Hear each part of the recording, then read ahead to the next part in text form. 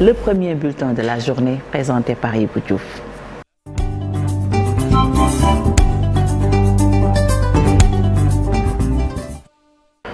Ousmane Sonko reprend sa grève de la faim selon son avocat, Maître Ciré Clédor Ly. Exactement, Sokhna Fati, Maître Ciré Clédor Ly a confirmé l'information selon laquelle Ousmane Sonko a repris sa grève de la faim. Le président de l'ex-Pastef a entamé sa diète depuis hier mardi. Selon l'avocat, son client a repris la grève de la faim pour continuer à acter son droit à la révolte et à la résistance face aux violations graves de ses droits fondamentaux qui sont toujours solutionnés selon le communiqué. Il estime que sa détention arbitraire par une manipulation des lois pour l'accuser encore sans fondement et le priver de sa liberté, la violation de ses droits politiques et pour ce qu'il considère comme un parti pris de certains magistrats qui ne semblent pas préoccupés par la protection des libertés fondamentales et la bonne administration de la justice. Sokhna Fati. Restons avec la justice pour parler de la récusation du juge Sabassi Faye. L'agent judiciaire de l'État s'est finalement désisté. Exactement, Sokhna Fati, donc une nouvelle information, bien donc selon laquelle, quand on parle de la radiation donc de Sonko sur les listes électorales, l'agent judiciaire de l'État a renoncé donc à la récusation du magistrat Sabassi Faye.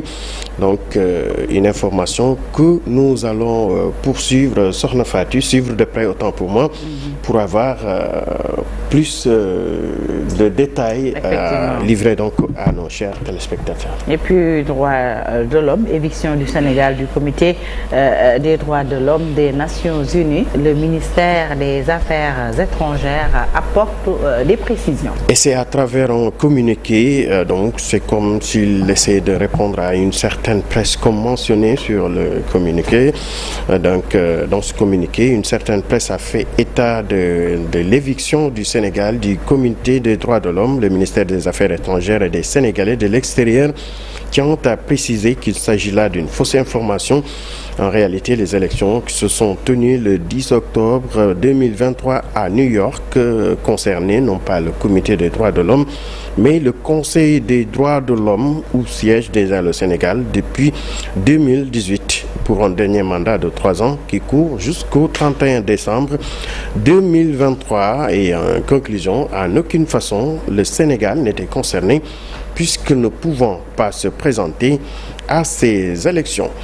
Restons toujours politique. Le député Cheikh Abdou Bara Dolly salue la décision du juge Sabassi Faye d'intégrer Ousmane Sonko sur la liste électorale, de disposer également de ses fiches de parrainage. Selon le parlementaire, cette décision est magnifiée partout car le leader de l'ex-parti PASTEF est victime d'un complot. Face à la presse hier, il a apporté plus de précisions. On aura l'occasion, Sokhna Fati, de l'écouter dans la tasse Actu Wolof.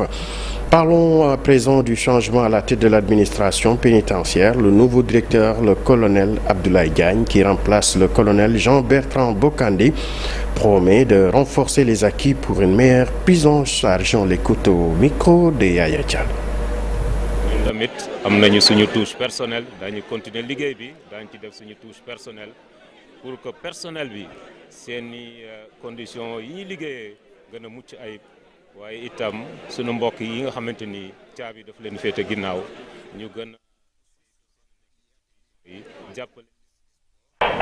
Oui, Sokhna Fati, on s'excuse donc. Il s'agit bien de l'élément en Wolof. Et pour terminer, parlons de football. L'équipe nationale U17 du Sénégal, en route pour le mondial de la catégorie en Indonésie, a reçu le drapeau national des mains du ministre des Sports, Lat Diop.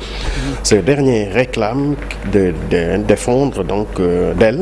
défendre le statut de vainqueur du Sénégal ces dernières années, dont la discipline, la solidarité et l'ambition dans le groupe. C'est un compte rendu signé Cheikh Sadibou Diarra, les images de Amadou Ba. Attente et motivation ont rythmé la cérémonie de remise de drapeau de l'équipe nationale U17 du Sénégal en partance au mondial de la catégorie du 10 novembre au 2 décembre prochain en Indonésie.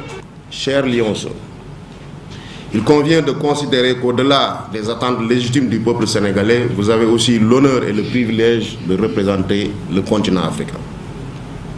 En effet, après les forts moments de bonheur que vous nous avez fait vivre durant la dernière édition du championnat d'Afrique des Nations des moins de 17 ans, nous attendons de vous que vous abordiez cette Coupe du Monde avec beaucoup de détermination, d'engagement, de combativité pour porter haut le drapeau national pendant votre séjour en Indonésie. Les Lionceaux U17, champions d'Afrique en titre, sont invités à respecter le triptyque discipline, solidarité, ambition. Je voudrais exhorter nos Lionceaux U17 à ne ménager aucun effort, à s'armer davantage de courage pour venir à bout de tous les adversaires, pour défendre dignement ce statut qui fait notre fierté.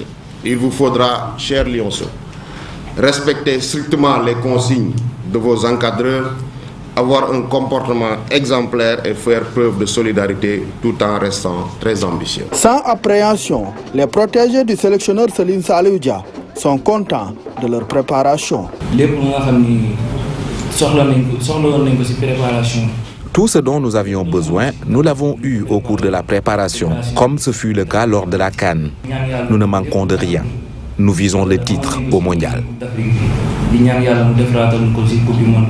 L'équipe nationale U17 du Sénégal quitte Dakar jeudi pour rallier l'Indonésie. Elle va y disputer un tournoi amical avant le mondial. Bonne chance, jeune Lion, Sokhna Fati, pour ne pas dire Lionceau. Merci beaucoup Ibou Diouf. C'était le premier bulletin de la journée. Et puis retenez que tout à l'heure, on va retrouver Sokhna Astou Diouf Sarr à Thiaroye dans De quoi est-il le nom? Tout de suite, l'actualité hors de chez nous.